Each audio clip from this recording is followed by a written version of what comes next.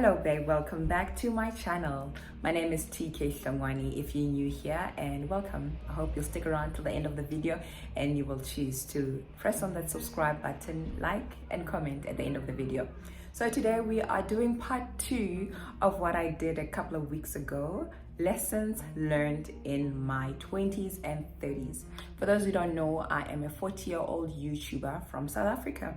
So I am going to take you through some of the lessons. I've already done a video with part 1 of 5 lessons. I will link it below as well as somewhere on top so that you can click at the end and have a look at what I have to say there. I'm doing part 2 because there's so much that I wanted to share, but also I got really great feedback on my first video on the lessons learned in my 20s. So let's go into it. So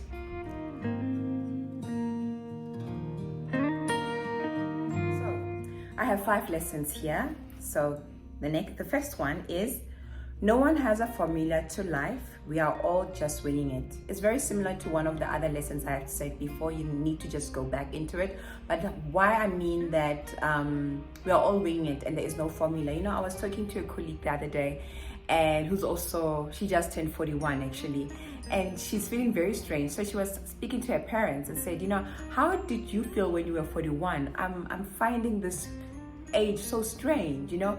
And the mother said, well, we knew here parenting someone who's 41. So with every age that you as our children grow, we are learning something new about parenting a 41-year-old, about parenting, you know, someone of your type or your kind. You know, it's all fresh and new. And I've spoken about parents before that you guys are so hard on yourselves, you know, very, very hard. You want to have it all figured out and everything, but nobody else has. We all just winging it.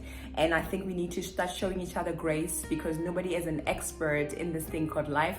We are all fresh. We are all new to this. Every day is a new experience. We've never experienced this day, you know. So we will make mistakes. You will make silly decisions, but that's okay. We are winging it as long as we learn from it and do better. So, lesson 1: no one has a formula for life or to life. We are all just winging it. Okay.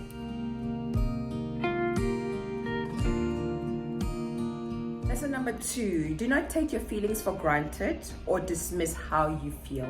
This one is so important to me. It should have actually been number 1 for me. It is so important. I've noticed that as people, we love to dismiss emotions. So you find yourself, you know, maybe getting super emotional when something happened, when you're triggered. And you know, you almost cancel yourself, like, no, you can't do that, you can't react like that. We do this to other people where you say, oh no, please stop crying, or don't overreact, or something like that. There is nothing that kills you than not being able to express your feelings, you know. And we become these people who are emotionally dead because you don't want to look weak, you don't want to look emotional and everything like that. But the person who's suffering through all of this is you. And if you don't express how you feel, that's gonna die with you, and it's eating you up, and people don't know what's wrong because you are not showing your emotions. It's something that I've gotten better with, because I was raised in that way that, you know, you need to be like, you know, strong, you know, that's why one of the things that I hate is someone telling me I'm strong. I've actually lost a friend who told me that I'm strong, kept telling me I'm strong, put down the phone. We never spoke again, because I'm like, if I cannot be vulnerable with a friend, then what's the point of all of this, you know? I had an example, actually a situation the other day in the work that I do. I work with retailers. So one of my staff members in one of our shops, you know, had demonstrated certain behavior that was not appropriate. This could have been dealt with easily, but the thing is, the matter got to her last, and it was spreading throughout the store. So by the time it got to her through the wrong people, right? And so she really got upset. And then the retailer handled the matter so badly. Anyway, about 2 or 3 weeks passed, and then we addressed the matter where it was myself, the retailer, and his staff members, as well as my team member. So then the retailer had the opening, spoke, you know, about the situation, and way forward I spoke, and then we gave chance to the staff member who was at fault.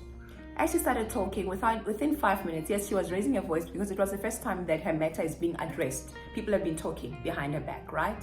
So now she has a platform to really say how she feels. This retailer goes and says, sorry, we need to excuse ourselves from this meeting.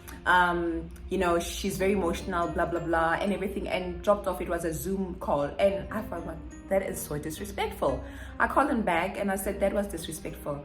You'd never dismiss somebody's emotion, especially if the person is the one who is in the spotlight. You know what I'm saying? But I noticed that's how we are as people. Because we don't like it, or we've been raised not to express our emotions, we always telling the next person not to express their emotions. Don't be so emotional. Don't be this. Don't do that, and everything like that. And then, therefore, we never ever deal with anything, or people don't get to know how we feel about something because we are always showing this strong, unbothered kind of person. I still have a bit of that, but it's slowly going away. There's still people who feel like they can't reach my emotions, but I do. I mean, I cry at the drop of a hat.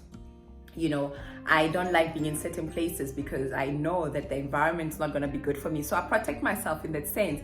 However, when I say to someone, this is how I feel about something, I need them to respect that. And even me, when I find myself crying or being triggered, what I've opened to doing is that when I find myself being triggered, I sit with those emotions. It's okay. So this person said this and I was touched in my studio. Why is that? Then I analyze that by myself, you know what I'm saying? And say, okay, it's because of that. This reminded me of that and that, therefore, blah, blah, blah. And I deal with it better. The next time, chances of it triggering me as much as it did is less. Even with colleagues, if somebody says something or assumes something because I am not married or single or I don't have children, honey, I'm going to sort you out fast, quick, in a hurry, because I don't want people not to know how I feel about their assumptions about me. You know what I'm saying? So even though someone might think I'm touchy and too sensitive, that's fine. At the end of the day, they know how I feel, and that's what matters. Okay? Cool. Next one. Right, the next one, number 3, is something that I've learned recently. Whoa, okay? Grief is not only through death, but also relationships. Grief does not only happen through death, but through relationships. So when you lose someone, a family member, a friend, a colleague that was dear to you, you grieve, right? They cry, they die, and you cry. You cry, like people are concerned about your well-being. Are you okay? Do you need anything? Do you need time out? It's like it's understood. You've lost someone who's not on earth anymore, and therefore we sympathize with you. But I've realized that at an end of a relationship, whether it's a friendship, we must talk about friendship breakups. Those are sensitive stuff as well. Can be a relationship of someone that you loved, whether it's a romantic relationship. You can grieve so much as if that person died. And it can be a situation where you're grieving. Maybe it was not a good relationship at some point, or maybe it's not a relationship you want to be part of because it's not part of your growth or whatever. But you can still cry bitterly. You can still be in so much pain. You can still feel so betrayed by the end of the relationship that was not working for you because you've invested so much time and whatever in the relationship. So when it ends, it feels like that person has died. You feel like there was a tombstone that you could go to and check where they died, and you flowers to put there or whatever, because it hurts so much. And we don't express our emotions as freely when a relationship dies, or when end of an era. If maybe you used to have a certain role in society and that ends, and not to say that you're downgrading, maybe you're changing, evolving into something else, you can cry and grieve for your past self, as you become someone else. So allow yourself to grieve. I went through something a couple of weeks ago. Oh my God, it was so bad. I was grieving, right? And it was something that I had chosen for myself, that I don't want to do this anymore. I remember I went to sleep crying. The next day I had an 8 o'clock appointment for my nails at my friend's place. I got there and I said, I'm not okay. I can't talk, because if I talk, I'm going to cry. That whole weekend I was sobbing, I was crying. I was so impressed with myself when Monday came and I wasn't crying. I said, thank you, Lord, that today I'm not crying. And at that point, it's a decision I made for myself to say, I don't want to do this anymore, and therefore I'm ending XYZ, right? But it hurt as if I was the one who's been betrayed, or I was the one who's been let go of, and everything like that. And it dawned to me, it's actually like you grieve different ends of a different phase in your life. And it's okay, let it out, grieve like that person has died or that thing has died, so that you can open yourself to what may happen next. Right, let's go to number 4. crying does not make you weak. As you can see, the theme today is a lot to do with emotions, right? Crying does not make you weak. I know, I hate crying. I hate crying. It annoys me. It is tiring, but there's the secret to crying. After you've been tired and your eyes are puffy, that release is just amazing to know. It makes us human. And I think society has made us look like it's weak. When you're with someone and they're going through something and you comfort them by saying, don't cry. Kids, we tell them, don't cry. Yes, it's not nice to witness someone crying, but I think it's so important that you let them cry. I've come to that point when somebody cries in my presence, I just give them a tissue, but I won't say don't cry. Like, if that's how you feel, you're expressing that emotion, then cry. Like, one thing that makes me cry is being misunderstood. If I'm in a situation, I feel being misunderstood, tears come quick, fast, in a hurry. Quick. It's like last week I was doing stock takes in my stores the whole week, right? Thursday I was sick. The whole week last week I was sick. But I kept going on because I had work to do. Thursday comes and I want to wrap up this stock take, and this retailer says, no, you're going to stay until we've got the results. I don't care if you're sick. I couldn't believe. I'm like, does this man know I've been working? I've been going through different stores, through Gauteng, Val, and I'm now in Potchefstroom, sick. And he's telling me that, so what, you will, if we finish at 12. So he wanted me to spend another night in Potchefstroom. When I got on counter, just expressing to one of my team members what's happening, tears coming down.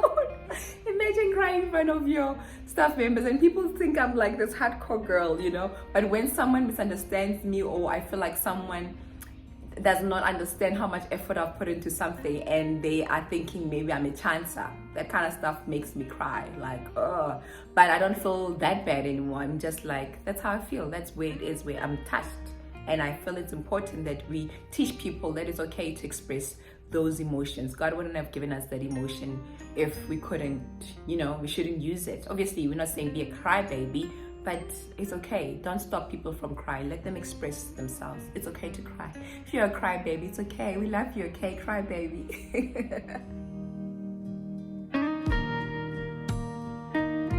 Right, are you ready for the last one? So number 5 is, it's okay to change your mind. It's okay. I think God gave us a free will for a reason, that we can change our minds about stuff, okay? So maybe you wanted to be in a different career and now you're like at the age of 40 or 45, you want to change. It's okay. It's okay if you want to change. You maybe had certain principles and now those principles no longer serve you. It's okay. Change your mind as much as you can, as the way you want to change your mind. Stick with whatever and do the next thing.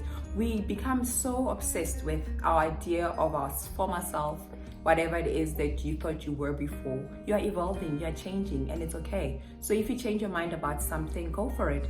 I'll give 2 examples, and I'm going to create a video specifically about these 2 topics. So I've changed my mind about marriage, right?